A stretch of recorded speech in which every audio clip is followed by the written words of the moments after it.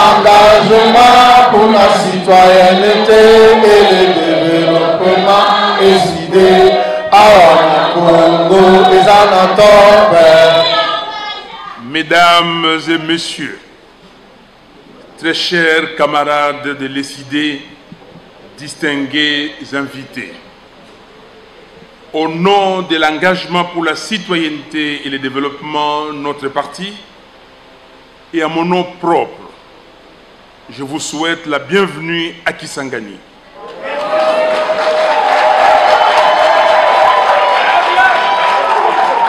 Ville mythique,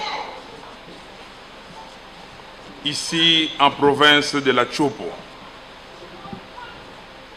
où nous avons décidé d'organiser notre deuxième congrès ordinaire. Cette ville martyre, faut-il le rappeler, a été le théâtre de successions d'affrontements meurtriers entre l'armée ougandaise et rwandaise du lundi 5 au samedi 10 juin 2000, durant la Deuxième Guerre du Congo. Ces affrontements ont causé environ 1000 morts et au moins 3000 blessés, dont la majorité au sein de la population civile. Cette tragédie, nommée guerre des 6 jours, car la population boyomaise en a souffert pendant 6 jours. Nous avons le devoir, avant toute chose, en mémoire des victimes de cette guerre, en mémoire des nombreuses victimes, nos concitoyens qui meurent chaque jour du fait de l'agression contre notre pays par le Rwanda, l'Ouganda et leurs affidés, qui dure depuis 26 ans, ainsi qu'en mémoire de toutes les victimes de l'insécurité généralisée qui règne sur toute l'étendue de la République. Je vous invite donc à vous lever pour observer une minute de silence.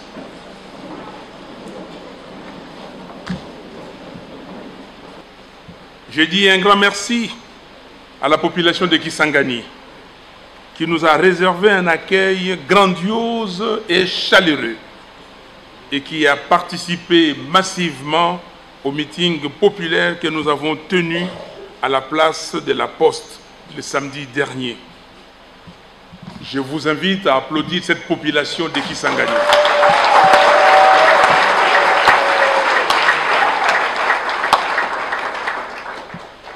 Très chers congressistes, vous êtes venus des 4 coins de notre pays pour prendre part à cet événement qui, conformément à nos statuts, intervient ordinairement tous les 5 ans, pour faire le point sur la vie de notre parti et décider ensemble de notre avenir commun, de celui de nos enfants et de celui de notre pays. Notre très sincère remerciement à vous tous d'avoir bien voulu répondre présent à ces assises. Nos remerciements s'adressent également à toutes et à tous ces nombreux membres de notre parti et à tous nos sympathisants de l'intérieur du pays et de la diaspora qui n'ont pas pu faire le déplacement de Kisangani pour diverses raisons, mais qui, par leur contribution substantielle, ont rendu possible l'organisation de ces travaux. Qu'ils trouvent ici l'expression de notre profonde reconnaissance. Nous n'oublions pas les contributeurs qui ont soutenu financièrement et matériellement l'organisation de ces assises, qu'ils trouvent ici l'expression de notre gratitude. J'invite l'assistance à les applaudir.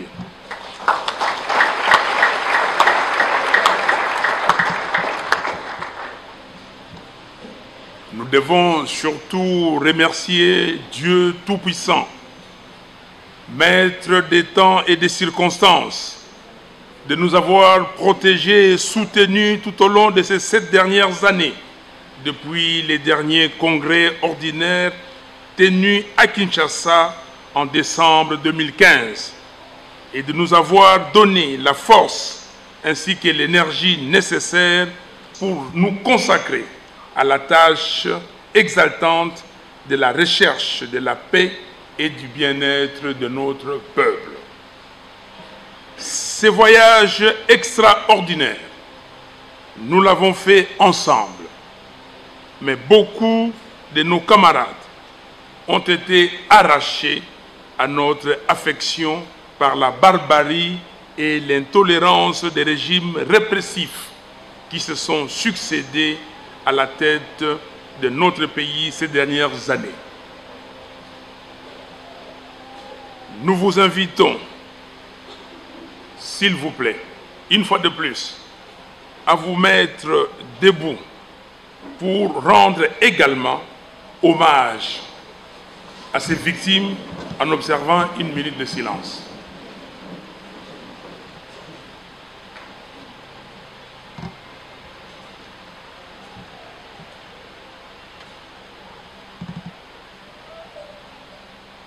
Merci. Très chers camarades de l'ESID, chers congressistes, distingués invités, à l'issue de notre premier congrès de décembre 2015, nous avions au total pris 18 résolutions, parmi lesquelles celle recommandant au président du parti que je suis d'entreprendre une tournée à travers toutes les provinces de la République en vue de redynamiser les activités du parti à la base et de partager la vision de notre parti. En exécution de cette recommandation du Congrès, nous avons pris notre bâton de pèlerin dès le mois de février 2016 pour porter votre message auprès de nos populations. Mais c'était sans compter avec la détermination farouche du régime à créer des obstacles pour nous empêcher de circuler librement dans notre propre pays et de nous exprimer. L'histoire retiendra combien dans les villes de Nyoki, Bandundu-Ville, Misaï, Bagata, Fatundu, Kananga, Goma, pour ne citer que celles-là, nous avions été traqués, menacés, brutalisés et brimés. Ces tentatives désespérées de nous faire taire et de nous décourager n'ont entamé en rien notre détermination à aller de l'avant dans la mission que vous nous avez conviée.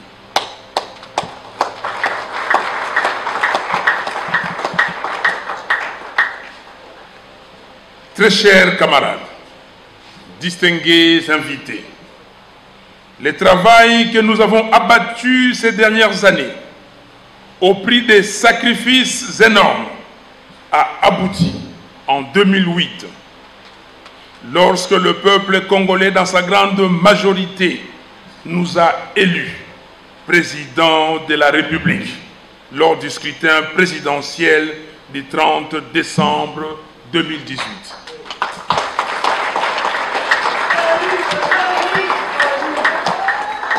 La construction de ces résultats est le fruit d'un travail d'équipe commencé au niveau du parti et poursuivi au niveau des différents regroupements auxquels notre parti a adhéré. Cette équipe soudée est constituée de personnes engagées, membres et non membres du parti, ont consenti d'énormes sacrifices pour notre combat. Ces personnes sont aussi bien dans la ville de Kinshasa, dans toutes les provinces du pays, ainsi que dans la diaspora, qu'elles trouvent ici l'expression de notre très sincère remerciement. Contrairement à la volonté de notre peuple, les ennemis de la démocratie et de l'état de droit ont confisqué notre victoire au profit des imposteurs et autres receleurs. Nous disons ici et maintenant que 2023 arrive. Le peuple congolais, qui a déjà tout compris, ne se laissera plus faire une deuxième fois. Comme le dit un proverbe de chez nous, même dans la poche de l'ignorant, on n'y met pas la main deux fois.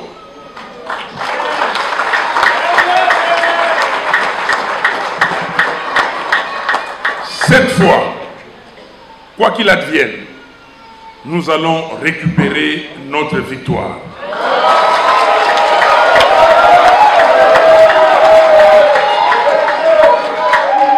La souveraineté n'est pas un concept abstrait inscrit théoriquement dans la Constitution.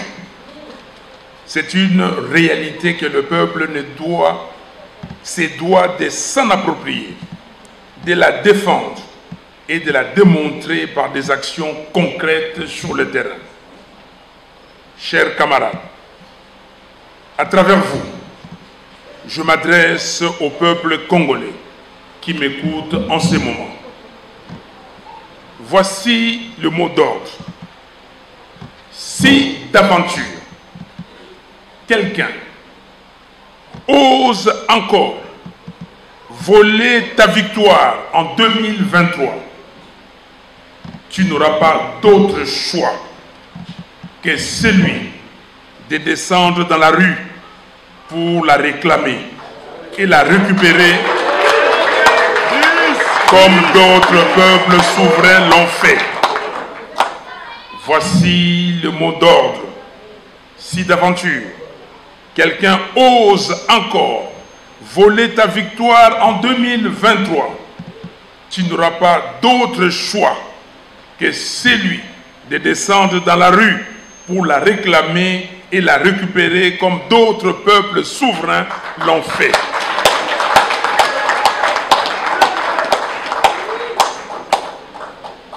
Très chers camarades de l'ESID, distingués invités, notre victoire, nous la récupérerons par notre engagement, notre détermination et nos actions sur terrain. Il nous faut pour cela travailler et travailler très dur. Nous devons nous doter d'un moral d'acier pour faire face aux épreuves qui jonchent notre parcours. Nous devons être unis et organisés pour affronter les ennemis de notre peuple qui n'ont pas désarmé. Les temps que nous vivons sont extrêmement graves au regard de l'évolution récente de la situation de notre pays. Nous devons nous inquiéter car notre pays va à la dérive et il y a péril en la demeure. Ce deuxième congrès ordinaire de notre parti intervient à un moment plus que critique de l'histoire de notre pays. En effet, nous vivons une période caractérisée par une insécurité généralisée dans le pays, une misère profonde de notre peuple et une instabilité institutionnelle criante face auxquelles les gouvernants des faits ne proposent que la mégestion, le détournement des fonds, la corruption, l'achat des consciences, l'impunité, la jouissance et l'irresponsabilité, voire la compromission. Entre-temps, de graves menaces pèsent sur l'intégrité de notre territoire et d'immenses inquiétudes sur la gestion du processus électoral. Ces processus souffre du manque d'indépendance, de neutralité et d'impartialité des organes chargés de sa mise en œuvre, notamment la Cour constitutionnelle, les conseils d'État et la CENI, dont les animateurs ont été mis en place en violation de la Constitution, des lois de la République et du principe du consensus des partis. Tout ceci en vue de programmer la fraude généralisée en faveur de ceux qui n'ont jamais gagné dans les urnes. Très chers camarades, très chers congressistes, distingués invités, voilà pourquoi le thème de notre deuxième congrès ordinaire est Congo Ekolo Moko. Congo Ekolo Moko. Congo Ekolo Bo. Congo Ekolo Bo. Congo Ekolo Bo.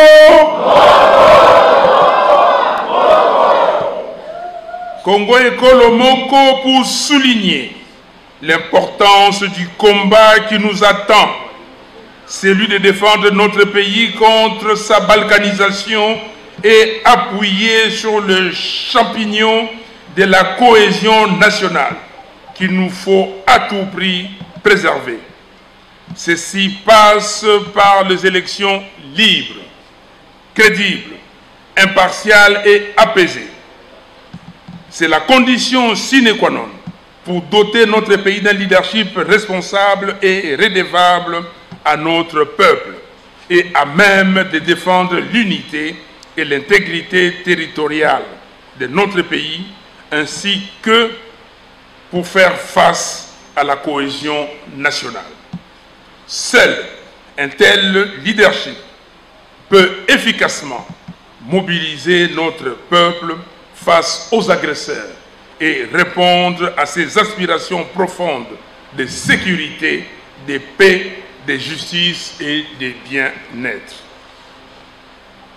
Ce cri de cœur, Congo Ekolo Moko, qui va constituer le leitmotiv de nos travaux, doit être entendu dans tous les coins de la République à travers les résolutions qui sortiront de ces assises.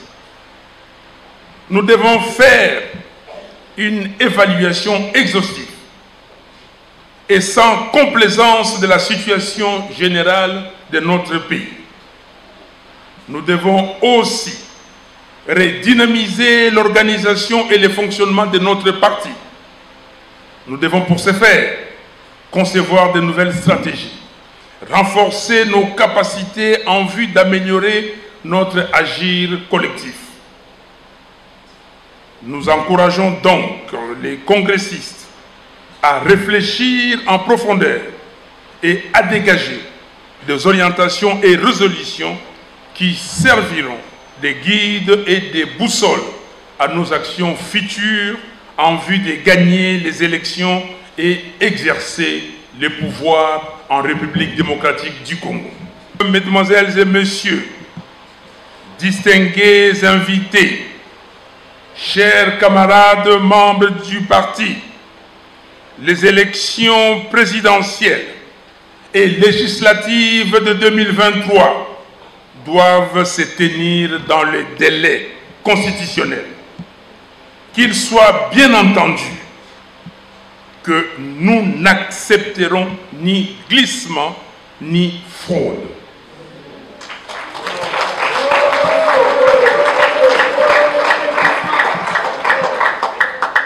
Nous continuerons à exiger des élections crédibles, impartiales et apaisées.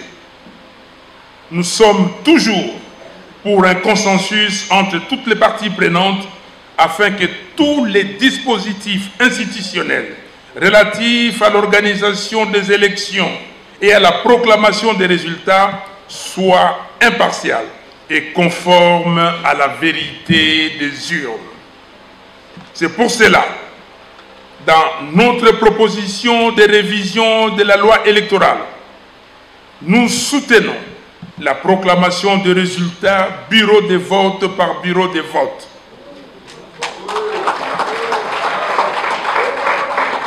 Ainsi, notre peuple sera informé en temps réel des résultats conformément à leur vote. Nous appelons le peuple congolais à se mobiliser pour s'enrôler massivement et à voter utile et protéger et défendre l'intégrité de son vote. Quant à nous, nous allons étoffer notre programme de gouvernement et expliquer à notre peuple comment nous allons reconstruire et bâtir un Congo libre, digne, fort et prospère. Le nouveau Congo que nous allons bâtir sera un véritable état de droit, avec une armée républicaine, puissante et dissuasive, une justice équitable, une république assise sur des valeurs morales, dont la tolérance zéro corruption. La priorité à l'éradication de la pauvreté, à la restauration de l'efficacité de l'autorité de l'État, au désenclavement et à la connectivité du territoire par le développement des infrastructures, des transports et des communications, à la croissance et à la diversification de la production ainsi qu'à la création des emplois. Ces congrès doivent nous permettre de faire de l'ESID, notre parti, une véritable machine de guerre pour gagner les prochaines compétitions électorales à tous les niveaux, niveau présidentiel, niveau législatif national, niveau législatif provincial et au niveau des gouverneurs.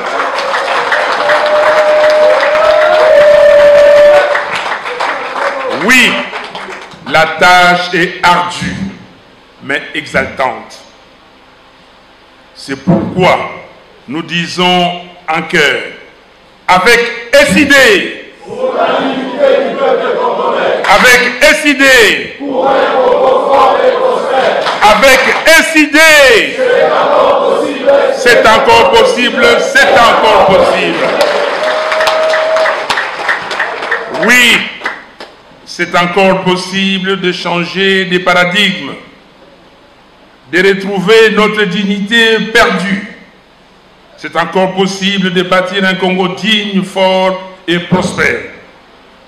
C'est pourquoi soyons fiers d'être avant-gardistes. Continuons à vaincre la peur. Soyons fiers de la lutte que nous menons pour la mobilisation de notre peuple en vue d'un changement qualitatif dans notre pays. Le meilleur est devant nous. Sur ce, je déclare ouvert les travaux du 2e congrès ordinaire de l'ESID. Je vous remercie.